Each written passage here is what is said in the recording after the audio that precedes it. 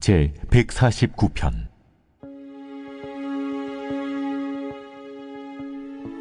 할렐루야. 새 노래로 여호와께 노래하며 성도의 모임 가운데에서 찬양할지어다.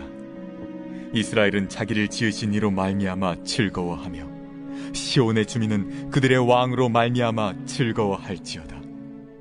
춤추며 그의 이름을 찬양하며 소고와 수금으로 그를 찬양할지어다. 여호와께서는 자기 백성을 기뻐하시며 겸손한 자를 구원으로 아름답게 하심이로다. 성도들은 영광 중에 즐거워하며 그들의 침상에서 기쁨으로 노래할지어다. 그들의 입에는 하나님에 대한 찬양이 있고 그들의 손에는 두 날 가진 칼이 있도다. 이것으로 문 나라에 보수하며 민족들을 벌하며 그들의 왕들은 사슬로 그들의 귀인은 철고랑으로 결박하고 기록한 판결대로 그들에게 시행할지로다. 이런 영광은 그의 모든 성도에게 있도다. 할렐루야. 할렐루야. 오늘 이 새벽에도 주님의 말씀을 듣기 위해 이 말씀을 경청하고 계신 모든 성도님들을 주님의 이름으로 축복하고 환영합니다. 오늘 시편 149편의 말씀도 찬양에 관한 말씀이죠. 세상 사람들에게 백날 하나님을 찬양해야 된다고 말해도 그들이 듣지 못하고 깨닫지 못하는 이유는 무엇일까요? 홍해바다 사건과 같은 죽음의 문턱에서 건져주시는 가장 큰 구원의 감격을 체험하지 못했기 때문이라 생각합니다. 그런데 우리 신앙인들도 마찬가지입니다.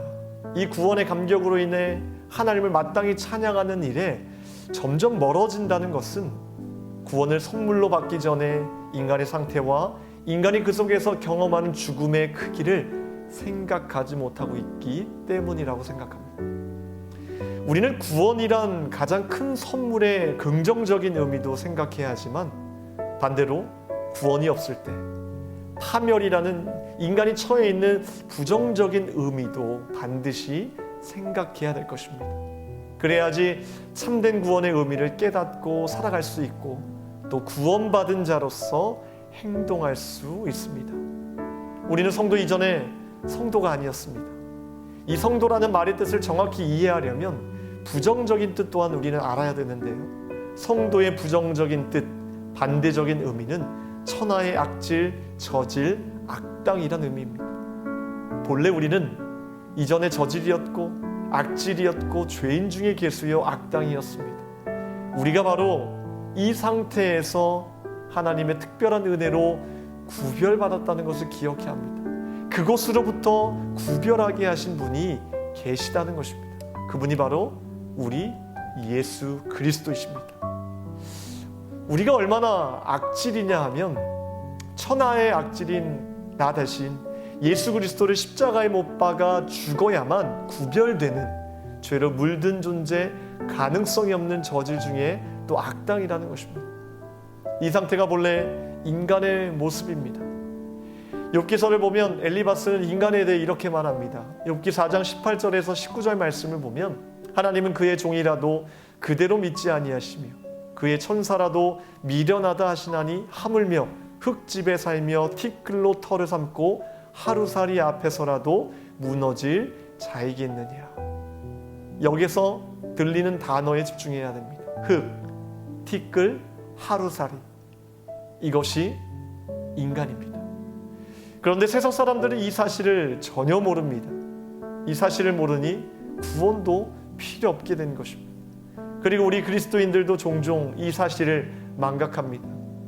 그래서 인간 스스로가 뭔가 다 해낼 수 있는 것처럼 말하고 스스로가 위대하다고 생각합니다. 그러니 그 틈에 절대 하나님의 은혜가 들어가지 못하는 것입니다. 그 안에 구원의 감격이란 있을 수가 없는 것입니다. 내가 어떤 상태에서 건짐을 받았냐는 사실을 잊지 않는다면 하나님이 주시는 기쁨 또한 잃어버리지 않게 될 것입니다. 제가 요즘에 하나님께 유독 감사하는 제목은 이것입니다. 우리는 본래 티끌 같은 존재임에도 불구하고 하나님이 나를 주목하시고 나를 만나주시고 나에게 매일 하나님의 귀한 일을 부여해 주신다는 사실이 너무 감사하고 행복한 것으로 다가왔습니다. 내가 무엇이기에 하나님의 형상을 가지고 있으며, 내가 무엇이길래 하나님의 일에 적극적으로 참여할 수 있으며, 내가 누구이기에 그 감격 속에 살아갈 수 있냐는 것입니다. 이 모든 것이 하나님의 은혜라는 것을 깨닫게 되었습니다. 시편 기자는 이렇게 말하였습니다. 사람이 무엇이기에 주께서 그를 생각하시며 인자가 무엇이기에 주께서 그를 돌보시나이까. 그를 하나님보다 조금 못하게 하시고 영화와 존귀로 관을 씌우셨나이다. 하나님의 은혜가 아니고서는 설 수 없는 저와 여러분들이 지금 하나님의 영화와 존귀로 관을 받았으니 이 얼마나 행복하고 감사한 일이겠습니까? 우리는 날마다 이 복음 앞에서 다시 새롭게 출발해야 할 것입니다. 여러분들이 만약 이 말씀을 들으면서도 구원의 감격이 없고 감사도 없고 은혜도 없다고 생각하신다면, 오늘의 말씀처럼 하나님을 만나기 전 죽음 가운데 처해 있었던 여러분들 자신의 모습을 떠올려 보십시오. 그리고 그 가운데 하나님께서 어떻게 우리를 구원하셨는지, 어떻게 오늘날까지 나를 어떤 은혜로 나와 함께 하셨는지를 묵상해 보신다면 분명히 모든 것이 하나님의 은혜였음을 다시금 깨닫게 될 것입니다. 오늘 금요일 새벽에 함께 기도할 공동 기도 제목은 특별히 환우분들을 위해서 기도합시다. 그리고 마음의 상처를 치유해 달라고 함께 중보 기도합시다. 기도하겠습니다.